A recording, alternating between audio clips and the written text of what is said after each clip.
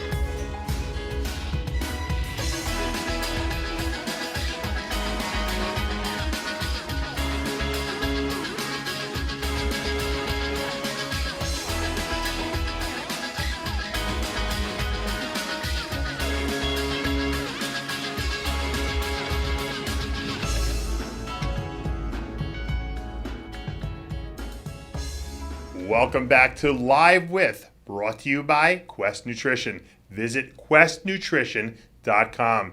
I'm Dave Palumbo, and today we have a very special Live With interview. It is one of these inspirational interviews that we have from time to time. Chris Dim comes to mind. Jason Janov was a promising, great bodybuilder. He won the Pittsburgh in 2014. Overall, last year in the Super Heavies, he was 5th place at the North American.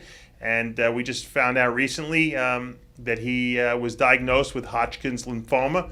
And he's a great friend to the RX Muscle site, to the Species Nutrition family. And we wanted to get him on here today to find out what's been going on in his life and what he's doing right now to overcome these obstacles. So welcome, Jason. Hey, Dave. Thanks a lot for having me on the show today. No, it's our pleasure, obviously. Obviously, bodybuilding is one big family. We all are passionate about lifting, competing, being the best that we can be. But, from time to time, we all fall upon obstacles in our life. And one of these obstacles has fallen in your path. And we wanted to get the story because I think it's important that people, hear it about what happened to you, what you're doing to overcome this obstacle, and how we can get you back to perfect health. So tell us a little bit, first of all, about this year, because we know you won the Pittsburgh in 2014. We know you last year made a very big impression on people with that 5th place at the North American. What were you preparing for in 2016? Well, first I'll back you up to 2014 if you don't mind. Sure. That was my first time competing in the open NPC shows. I was former natural pro bodybuilder, and then when I did the Pittsburgh, I just wanted to see where I stood with those guys, and I won the overall. So after that, it kind of gave me the confidence to take some time off and do a national show. So I was preparing for the 2015 North Americans, and from there I took 5th place. And after I made that top 5 spot, I said, you know what, I want to come back next year and win the 2016 North Americans. So you've been preparing for that, and what happened? You weren't feeling right? What made you suspect that something was wrong where you had to go to the doctor? Because most bodybuilders don't like to go to doctors. We know that. Exactly, and I'll give you the story behind that. Back in July, late July, when I was about, I'd say 7 weeks out from North Americans, I noticed a small lump under, and really didn't think anything of it. Didn't say anything to anybody or do any research online. It could be anything. I was feeling good. Everything was fine with my nutrition training. So then the lump was in your neck, Jason, right? The lump was in my right armpit. Okay, because we lost you there for a second. Okay, so it's in your armpit. You don't think anything of it because lymph nodes pop up all the time. From on bodybuilders and on anyone for that matter. That was back in July. So then, come September, October, the lump's still there, still didn't think anything of it. Then I waited all the way until March, where I said, you know what, I better get this looked at because it had some growth to it. So I went to see my doctor, and he did an ultrasound on it. And he said, oh, it's fine. It just appears to be a lymph node. Nothing seems to be cancerous about the way it looks. Lymph nodes are inflamed for hundreds of different reasons. So he said, if you want to get it taken out or just let it go, we can look at it later. I says, well, let's just get it taken out of sight, out of mind.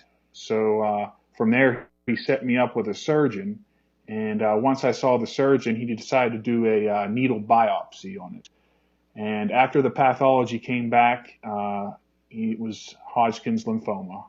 So from there, I got set up with oncologist, and then we did several other tests.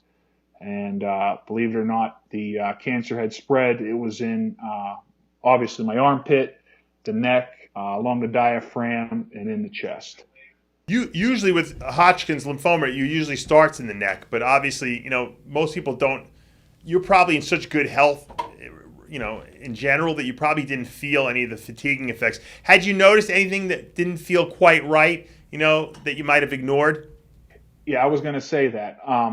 Probably back in November, I noticed, when I'm training, I was feeling real fatigued, just heavy-winded at the end of my sets. If I was doing a set of squats, 20 plus reps, I couldn't do it. I was like, well, it's because I'm heavy. I was 300 pounds. I wasn't really doing much cardio.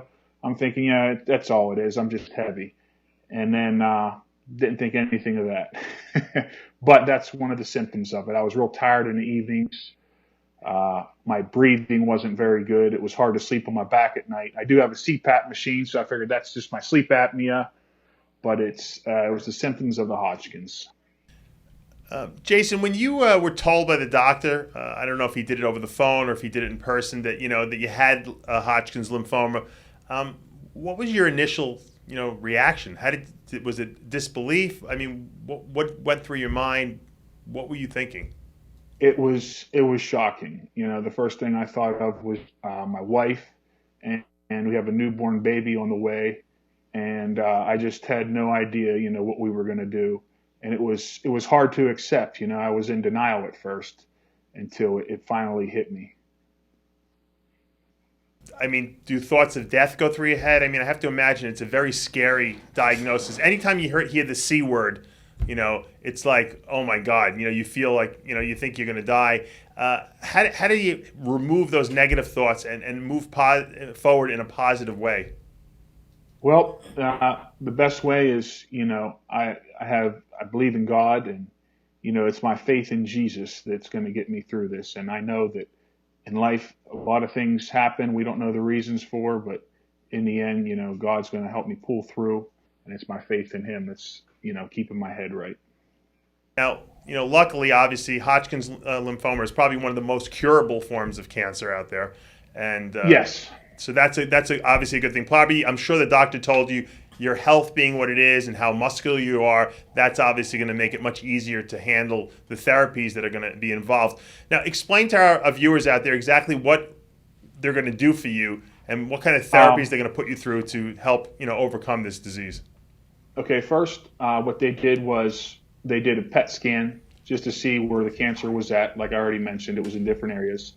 And they also I had a surgery done. They removed a few of the lymph nodes from my armpit just to do a final pathology, a biopsy on them. And just last week, I started my chemotherapy. And they actually put a port in my chest. I could probably show you if you want to see. And that's just to make it easier to put the chemo in, right? Yeah, that way I'm going to be doing blood work twice a week and also the days I do my chemotherapy. So the port is just for easy access, so they don't have to just blast your veins, and it's just so much easier in the long run on everything. So I started that on Tuesday, and it's going to be a 24-week cycle with chemo. So a total of 11 treatments. Is that typical for Hodgkin's lymphoma, or are they hitting you with a harder dose because of your size? That's actually a typical dose. I'm just middle of the road. They're not going to do anything extra. They're going to start with the baseline and see how my body responds. I believe it's after 4 or 5 treatments, they're going to do another PET scan to kind of see the progress of everything. The PET scan basically scans your body to see if there's any cancer cells there, essentially, in places they shouldn't be, obviously.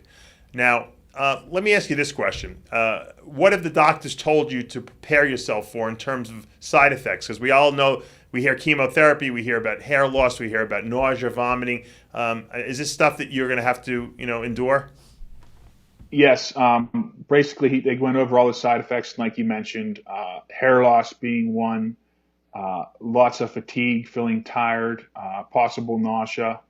So, but I'm believing that, I'm going to be strong and get through it, and it won't affect me.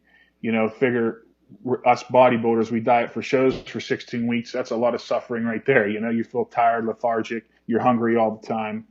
So I think it's something that I'm already going to be used to, and it's going to be a walk in the park. Now, luckily, you're a good-looking guy, so with a bald head, you'll probably look just as good, if not better. That's a good thing. And secondly, if you get nauseous, Chris Aceto, our very own Chris Aceto, who endured skin cancer and interferon treatments, which I heard are 1,000 times worse than chemotherapy, told me that the secret to getting rid of nausea is ginger. You got to put your ginger piece, fresh ginger, right in your mouth, and suck on that. He said that cures the nausea right there. That makes sense, because they always say drink ginger ale when you have a sore stomach. So ginger ale doesn't have a lot of ginger in it, though. He said pure ginger. You got to get the pure ginger, and you cut it up yourself, and you put that in your mouth. Okay. You put it in a drink, whatever you got to do with it. So now that makes. I was going to say one more thing real quick, if you don't mind. Sure. One of the other side effects was they say you taste metal in your mouth, like pennies. And after my treatment, I started to get that. But they said, believe it or not, if you eat pickles, it makes that go away. Pickles. So pickles and garlic, pickles and ginger are going to be in your diet. I got to tell you something. I've become a pickle nut lately. For some reason, when my wife got pregnant, she didn't crave anything. She wanted to throw up all the time. I craved pickles, so I don't know if I was having sympathetic pain, and I can't stop eating pickles. So I don't mind a good pickle. But the half sour ones are way better than the dill pickles for certain. Yeah, I have to try them. Now, talk to me a little bit. You have a baby on the way. I believe it's going to be due in July. Yes, that's correct. Boy July or girl? 18th. It's going to be a boy. And all right. We have the name picked out. It's going to be Braden Michael Janov. Good name. Now, I said to you earlier when we were speaking the other day that, a lot of most bodybuilders have girls. So you got lucky. I got lucky. We got boys. Yeah, I can't figure that one out, Dave. I mean, we said after North Americans that we'd start trying to have, our first child. And believe it or not, it happened snap of a finger to first try. Then it was meant to be. It's a boy. So it beat all the odds on that one. So sure. That was in God's plan there. Well, I had to have my quad reattached for the third time a couple months after my baby was born. And I did it. And I said, you know what? I want to get this over with. I want to get it fixed so that when my son is running around, I can run after him. So we got to get you through this cancer, get this thing out of your body, so that by the time your son is walking around, you can run after him. Yep, I'm ready for it. Now, obviously, there's been other bodybuilders that have overcome cancer. Dennis Newman overcame leukemia. I was going to just say that. He had leukemia. I watched a video about him. He came back. Yeah. Have you spoken to him at all or reached out to him? I haven't. I know he did kind of fall off the map there for a little while, and then I think they did an interview with him on another site a few years ago. Yeah. I've interviewed him before too. He might be a good guy to talk to because here's a guy who wins the USA Championship, and I remember watching it it used to be on ESPN, and as he's getting off stage, the final, when they're raising his hands up, they're like, this guy's got the brightest future of any bodybuilder out there. He's got the life of lives, and then like 2 weeks later, the guy's diagnosed with leukemia. So, and leukemia seems to be a harsher cancer too. Oh yeah. But you know what? I found that in life, we're all presented with obstacles in our path, and we're all presented with challenges, and it's how we attack the challenges, how we overcome the obstacles that really defines us as who we are. And I know you, and you're a solid person. You've worked my species nutrition booths. You've always been available anytime I ever asked you to do something. And I truly believe that you're gonna overcome this, and you're gonna come out a much better person, and people are gonna respect you, and you're gonna garnish a lot of people who are gonna come to you in their times of need, and you're gonna help them overcome those obstacles. Yep. And it's great you mentioned that, because that's how I'm seeing this whole thing. Is my goal is to be able to touch others and reach out to them and be some type of inspiration to them. Because like you said, I know I'm going to come back and I'll be a better man for it, better father, better husband, and, still compete and do what I can to inspire others and help them through their hard times. Now, obviously, let's push past this. Let's assume everything goes as planned. You get through the chemo, you overcome the cancer, you start training again, and you get back on the track. Does it scare you? Now that you've had cancer, that the bodybuilding lifestyle might be something that might bring it back, maybe, or obviously Yes. in the back of your head that has to go through. Yes, that goes through my mind all the time, and it makes you really think, is it, do you want to live a long, healthy life, or, do you want to bodybuild? And it's something, I'm looking into to make sure, I do all the right precautions as far as health goes and concerns like that. So the thought has crossed my mind many times. And I also was doing a lot of thinking that, it's just anything you do in extreme is not healthy, So if I want to try and get back on stage and be, 260 pounds ripped, that's going to cause some type of issues. And I was also contemplating maybe the classic physique where I can maintain a lighter body weight and just be healthy. You don't have to go to extremes with diet and supplements and everything. Sure, that might be a better avenue for you. What's your wife's take on this whole situation, and how has she helped you to be strong and overcome, obviously the fears and everything that go along with the diagnosis? Oh boy, my wife, I couldn't go through this so far without her. She has been there every step of the way. She's constantly encouraging me. She's, building up my faith, and I just can't be enough thankful for everything that she's done. She's always there for me. Sometimes I wake up in the middle of the night and, I'm just, crying about what's going on or depressed, and she's there for me.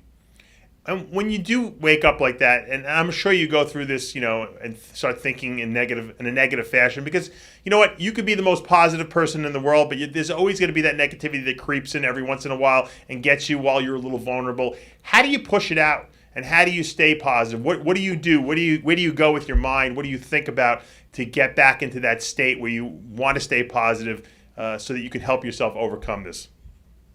Well, in my mind, I'm 100% convinced that, there's going to be an end result. And through my faith in God, He's going to get me through this, and I'm going to be healed. And I just seek Him through this process, and I know I'm going to come out on top. Let's talk about finances. Obviously, we know bodybuilding is a very expensive sport. Obviously, Yes. You have a baby on the way. You have medical expenses. I know that a friend of yours set up a GoFundMe campaign. We have the address up on the screen here. Thank you. And look, I know no one wants to ask other people for help, but you know what? We're an iron brotherhood, so to speak. And in times of need, we help each other out. How could people go and donate and help you out with your medical bills and all the bills that you got coming in? Well, it's just if you check the Muscle in the Morning Facebook page, there's a GoFundMe on there. If you friend request me on Facebook, you'll see that somewhere in my news feed it's popped up there several times. Or if you just go to the GoFundMe website and you Google search my name, it should come up on there. And you can't ask this, but I can say it. I encourage everyone to go there and help out Jason and his family, because you know what? Someday you may need it. And you know what? We'll all be there for you as well. And we helped out Baido Abispor. We helped out Chris Dim and innumerable other people that were down on their luck at the time. And you know what? That's what it's for. You build people up when they need it. And then, you know what? When you need it, everyone else will be there for you as well. So thank you. I mean, we're so appreciative of that. I mean, we were just shocked when she did that, because like you said initially, I would never in a million years, go out there and put myself out there and ask for money. It's not nothing, I would see myself doing. It's just not right. So her doing that was a huge blessing for us. And obviously you guys promoting it, we got a lot of great feedback on it, and we're just so blessed and thankful for everything. Yeah. I'll be personally donating right after this show on that feed. So guys, up on the screen on the bottom thirds, you can see it. if you want to donate, you can go to that GoFundMe campaign and help out Jason. Jason, I just want to tell you, you're an inspiration to everyone out there, because no one should ever have to go through what you're going through right now, especially in such a happy time when you're, have a baby on the way. But I know you're going to overcome this and come out for the better. Right. And I can't wait to be interviewing you when it's all over and all said and done, and they're holding your hands up as the next NPC national champion. Amen to that. I'm looking forward to that, Dave. Well, good luck. Keep us updated. And if there's any updates or anything you need, you'll fill me in. I'll put them up on the website or the Muscle in the Morning or our Facebook page. I certainly will. And I'm hoping, like I said, I haven't been to the gym in probably 6-8 weeks. So once my surgery heals up in this port here, I want to get back in the gym. And so maybe I'll post some stuff with that while I'm training through chemo. I'd love it. We'd love it. We love to see people love a great comeback. People might not like you when you're unsuccessful, but when you're down and you're making a comeback, they love to see you succeed. And I can't wait to see you. I can't wait to see you with that hands up, raised up in the air. I know it's going to happen. Thank you, Jason. Thank you, Dave, and Johnny, and everybody on the crew. I'm very blessed to have this opportunity. You guys are a great team, and I wouldn't want to do it for anybody else. God bless your family, and that takes us to the end of another episode of Live With, brought to you by Species Nutrition and Quest Nutrition. Visit speciesnutrition.com and questnutrition.com. I'm Dave Palumbo, and we'll see you next time.